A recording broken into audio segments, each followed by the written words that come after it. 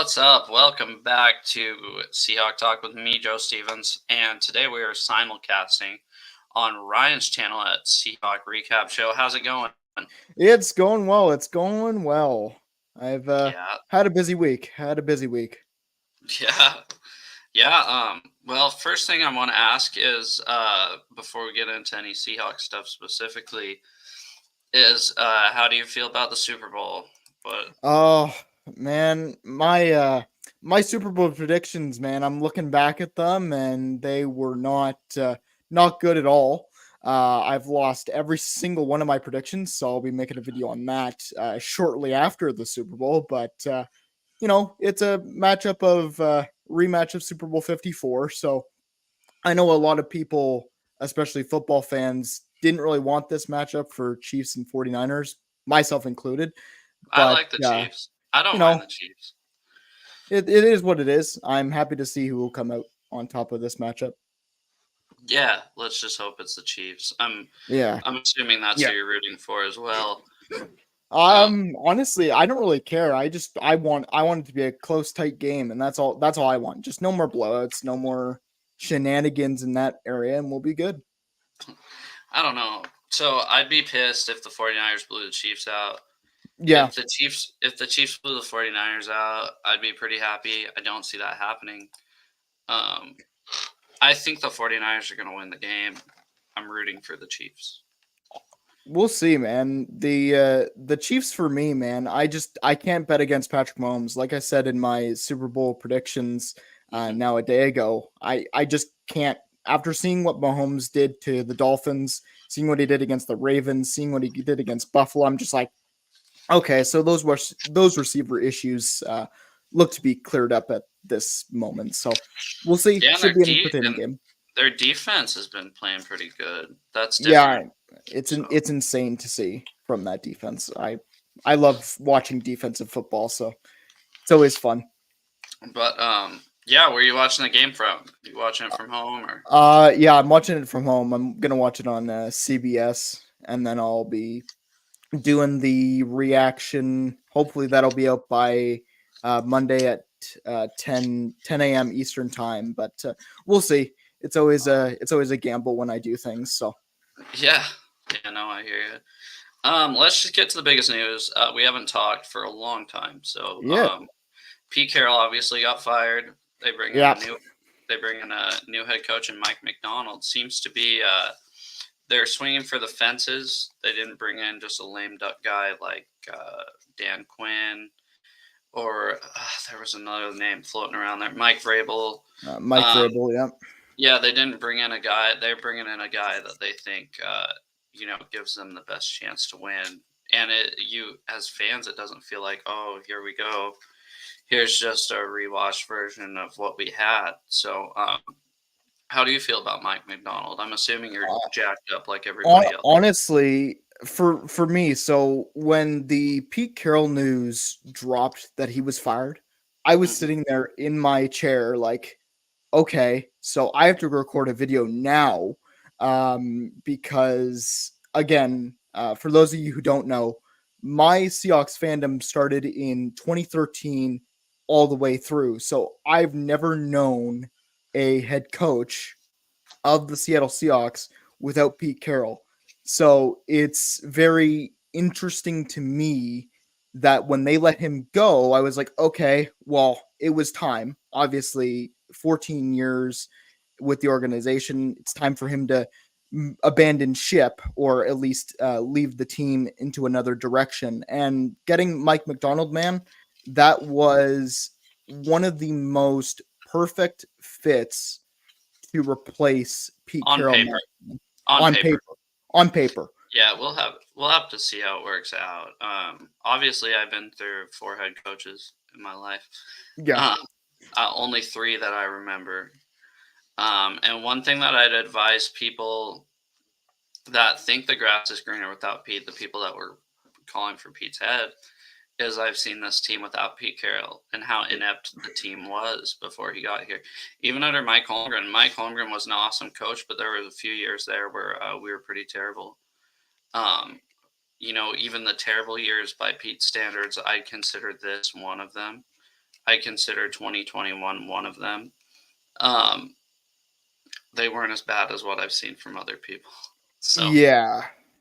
And the thing to add on to that, I obviously am a diehard Pete Carroll fan. mhm. He got me into the sport, and I've loved it ever since. So all respect to Pete Carroll. Um, but my whole thing with cautioning Seahawks fans, like you just did there, is that just because you think that it was Pete's time to go, it's now all up in the air. The system's up in the air. How we're gonna draft is up in the air. At least with Pete Carroll, we knew kind of where he was going in the draft philosophy side of things. Now it's just all up in the air. So be prepared for that. I'm excited for the new chapter, but I'm a little bit hesitant to say that Mike McDonald is going to carry us to a Super Bowl in the next couple of years. Oh yeah, for sure. I mean, yeah, it's just it's something else. It's going to be a lot different. The vibes are going to be a lot different. Obviously, this guy's kind of more of a Harbaugh. Obviously, he brought in Jim Harbaugh's son. Um, he came from the Harbaugh tree. Was at Baltimore and Michigan. So, Yeah. yeah, we'll see. And another thing I'd beware people about is we're not with John, but with Jim. Wherever Jim goes, he kind of wears out his welcome a little bit. Let's hope this guy doesn't do it. He spent more time with John than Jim, to be fair. But that's one thing that Harbaugh is known for is he kind of, by the time he leaves, people are ready for him to leave. Yeah. And it's not very Yeah. long. So, Yeah. With the coordinators and things like that, when we brought in Jay Harbaugh to the special special teams. teams, I Yep. was just sitting there and I'm like, okay, forgive me, I have not watched enough college football this season to really know what Jay Harbaugh, excuse me, is really like. But from my point of view, Larry Izzo, um, for me at least on the special team side of things, I was quite surprised that he was let go after 3 years because I thought special teams for the last 3 years has been one of our strengths on this Well, team in a let's little bit see. of a sense. They fucking field out DJ Dallas every week, and that I did have a problem with. Yeah, that I Uh, also did have a problem with. I yeah, so wanted I wanted Eskridge to be in that spot or I don't ever want somebody to. else. I don't ever want to see Eskridge in a Seahawks uniform again. Um, yeah, we'll see. It's good. There's going to be a lot of change, but everybody also has to remember that John Schneider is still in charge. Yeah. He will be the one making the final decisions in drafting. They're going to work like a team. It sounds like him and Pete, but he'll just kind of take the final say. Used to always be Pete, right? And people never Yeah. understood that. But nobody ever understood that.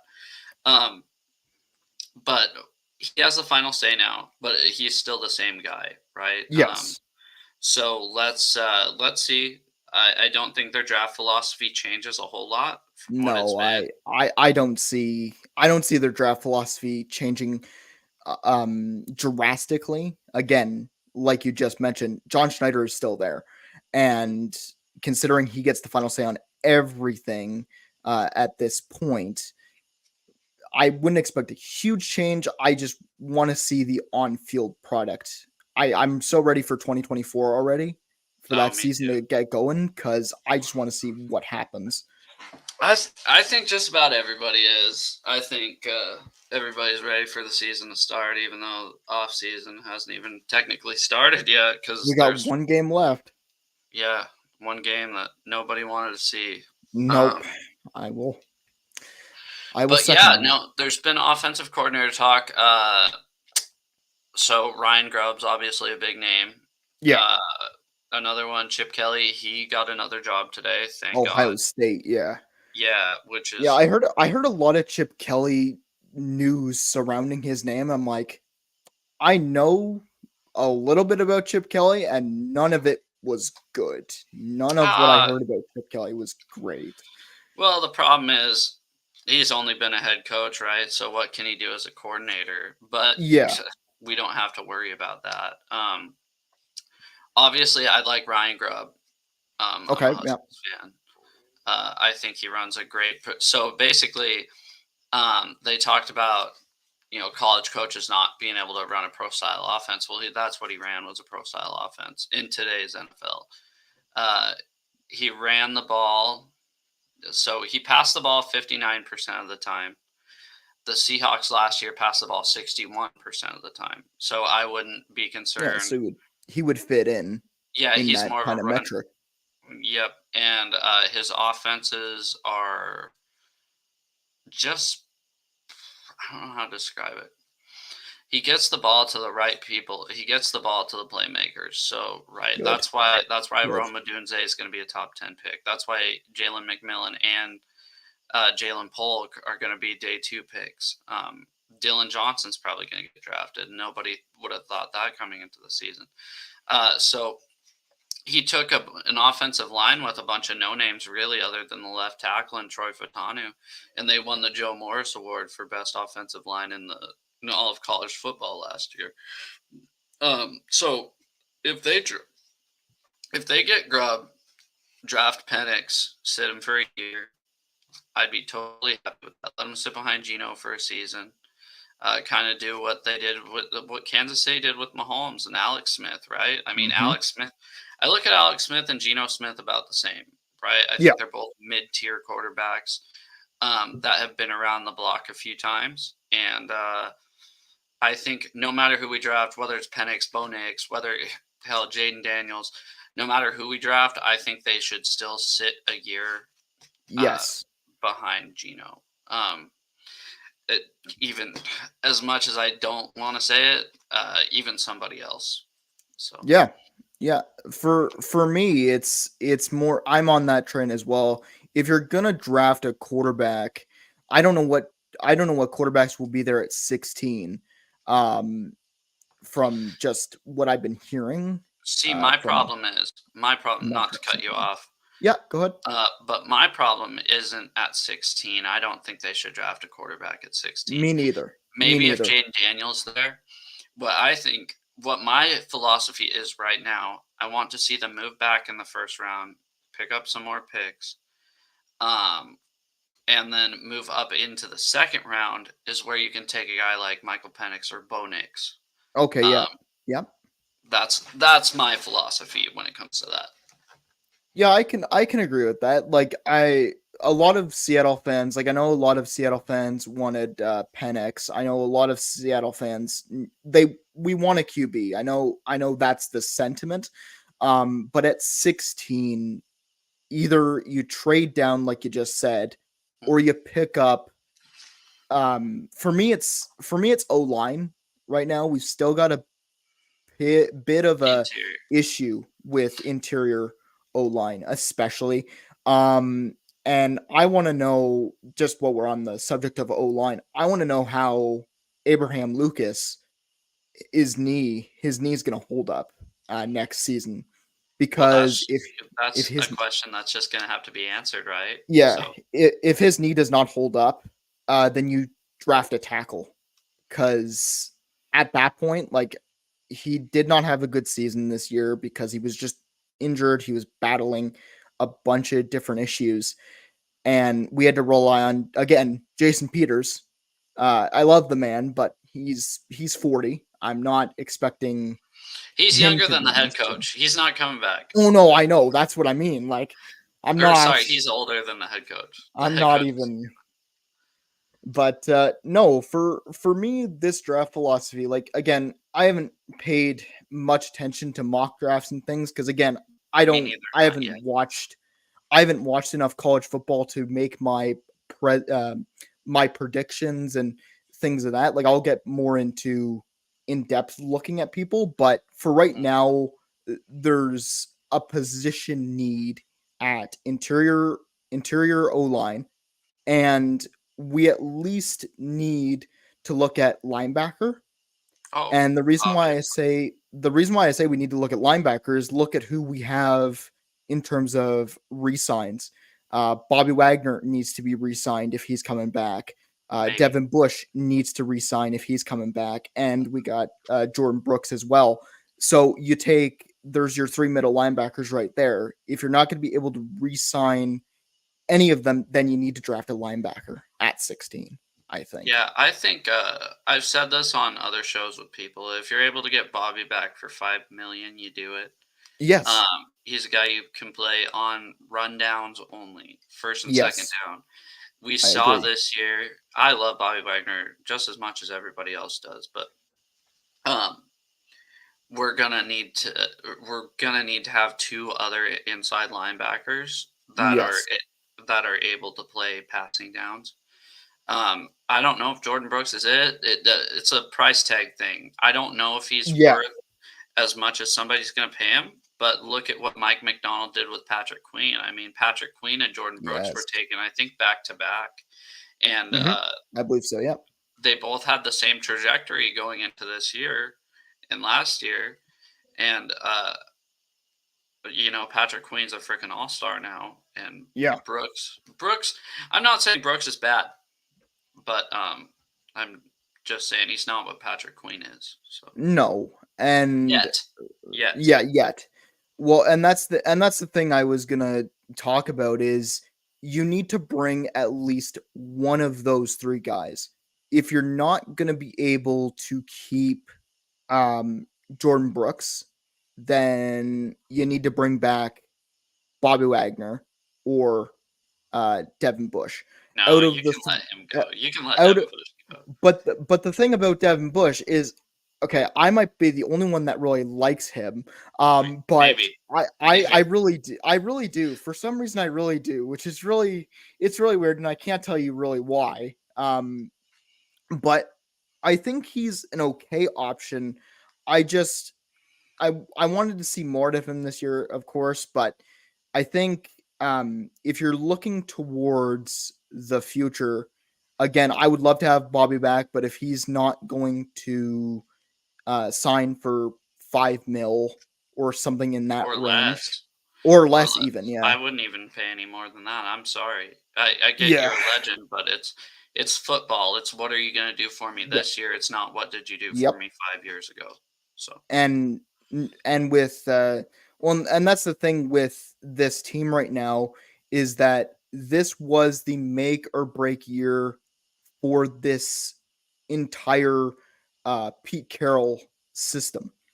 When I saw Pete Carroll was fired, I'm like, okay, so that means the legends that are here, that means Tyler Lockett, for example, that means Bobby Wagner, for example, could be leaving this team just because it is a football business. And now the guys that are coming in, like Mike McDonald, do not have a a pedigree with these guys.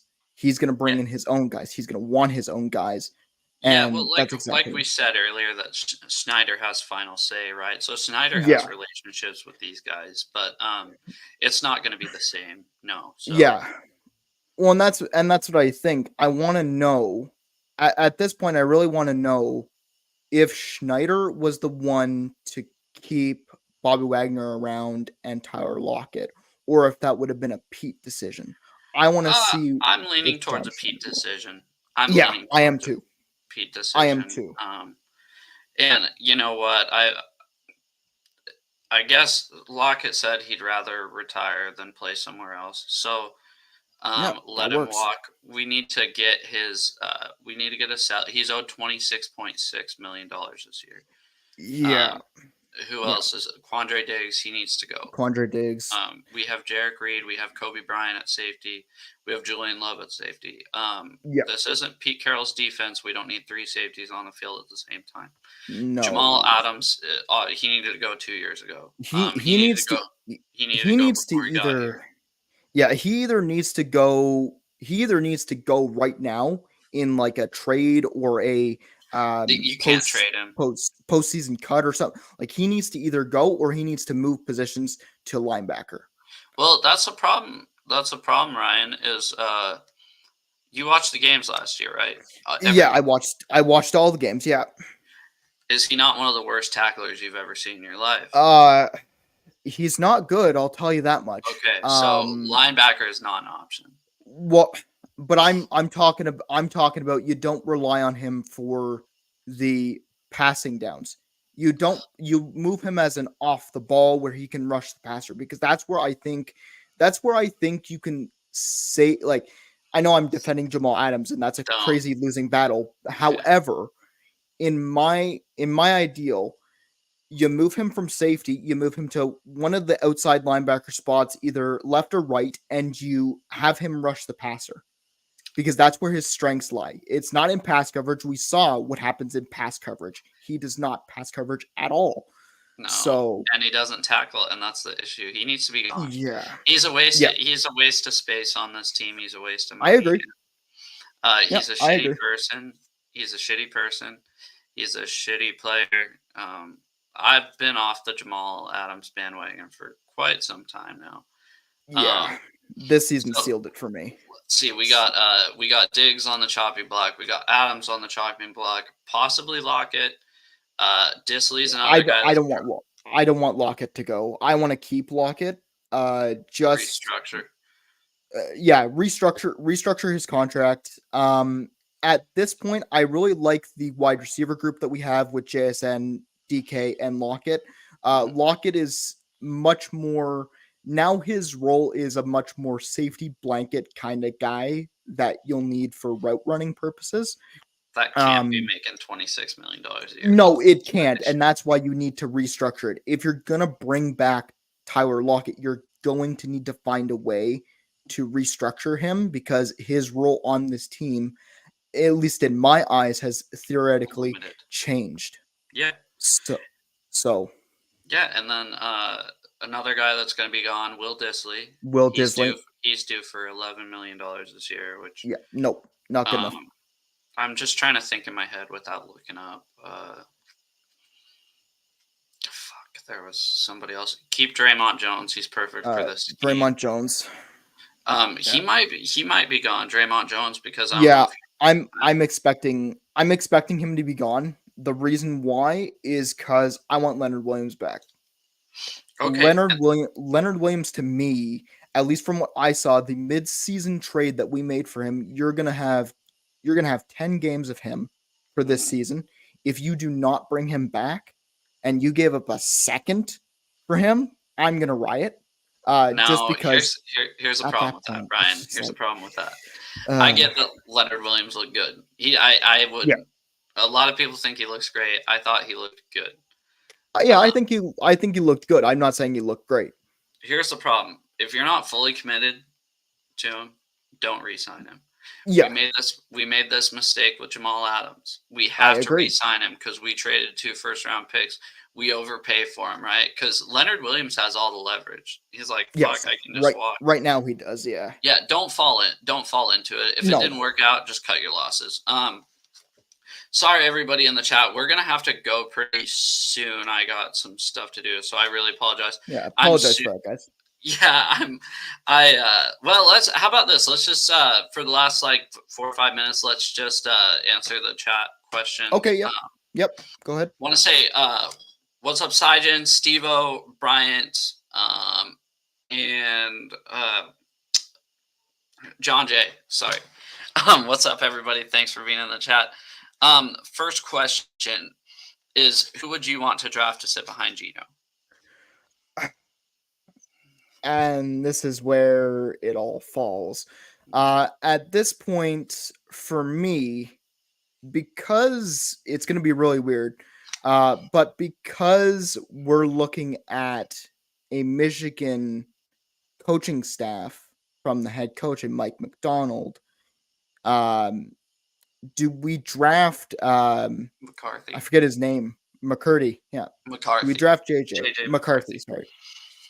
And at that point, I would either want Penix or McCarthy in there, and I'm leaning towards McCarthy just due to the fact that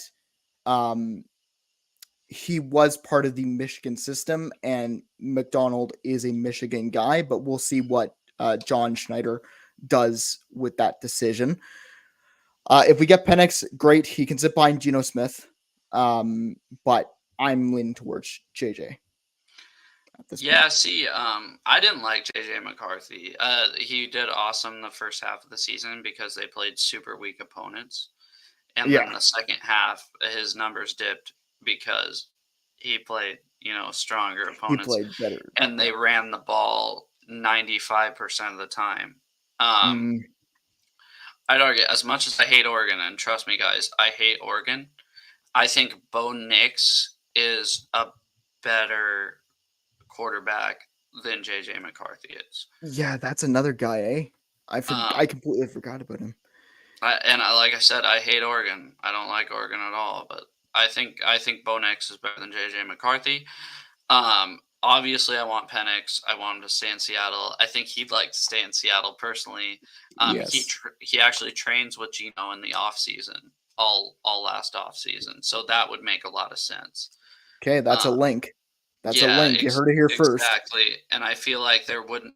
Gino's a cool enough guy to not get butt hurt that they're bringing in a guy to replace him. I feel like Yes, he's because not gonna. he knows his role. Yeah, he's a He knew his bridge. role when he came in. Yeah, he knew his role when he came into the team. He knows his role when he comes out of the team. So at this point, it's not about worrying about Geno Smith's feelings. Geno knows what he needs to do, and that is to lead the next quarterback when he leaves. So Yeah. Um. Let's see. There was another question that Sijan said. Fant and Parkinson. They're both supposed to be free agents. yes, I like Noah Fant. Um, Mhm. I don't know if I again because this is all speculation. I'm hesitant to give a number at which you Oh, should me pay too. him. Yeah, me too. Um, but my thing with this year in Seattle is you look at Shane Waldron and you look at what offense they were running. They used the tight ends, but it seemed a lot more um, down in receptions. So with the new scheme coming in from Mike McDonald, I would like to see Fant and Parkinson back, and you cut your loss with Will Disley. Um, I'd like but I basically. just don't know. I'd whoever, and obviously, I think Parkinson's going to be cheaper. Yes, Between agreed. Fant and Parkinson, now this is just me personally. I'm not a tight end guru, right? I'm not. I didn't study the fucking tight ends all season. Yep, no, I Um, didn't either. But I feel like there's not that much of a drop off between Fant, Parkinson, and Disley. Um, no, so no, I'd go, I I'd think you're I'd more. go with your cheapest guy to keep it in the team, and I think that's going to be Colby Parkinson. Yeah, I do as well. I just want to see Fant because I genuinely do like Fant. When I saw him in the trade with the Russell Wilson trade, I was like, oh, we got Noah Fant. That's really cool. I really like him as a player. But if Colby Parkinson is cheaper, then you take the cheaper option Yeah, because we just don't know what this scheme is going to look like right now. We have no real gauge on what Mike McDonald will bring into this team because we have no OC at this moment to even yeah. gauge off of. Maybe we'll see. Maybe we'll have one by Monday. I doubt it. I hope so. How many players from the Ravens would come to Seattle at Coach Mac's request? I know Patrick Queen's a free agent. Fuck, I just had these written down the other day. I probably lost them, I bet, though. Oh, that Uh, would be nice. Patrick Queen on the set. Oh, that's a nice. of course I lost it. Let me see here. That's nice. Sorry, guys. I Um, swear to God I had this written down the other day. I'm trying to think for myself here. Who would be enticed? So Justin Madubuike is Yep. one of them, a free agent. And Patrick Queen is a free agent. And of course, I lost my notepad I was using that day. No worries. But anyways, I really got to head out of here. I'm sorry, guys, to All cut right. you guys off. Let's try to do something next week together where I have a little bit more time. I'm really No sorry worries. about that. So, It's all good. thanks to everybody in the chat. We're out. Thanks, guys.